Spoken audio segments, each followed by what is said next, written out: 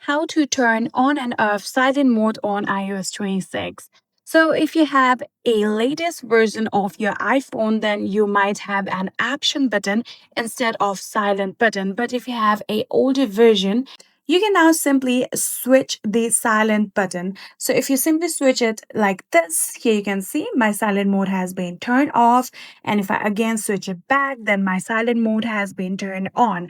But if you have a latest version of 15 or the latest one 17, then if you scroll down through your control panel, you'll be able to see a bell icon. All you need to do is tap on it, and if it turns red, then your silent mode has been turned on.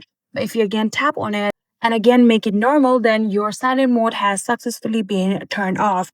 And just like that, you'll be able to turn on and off your silent mode. I hope this video was helpful to you guys.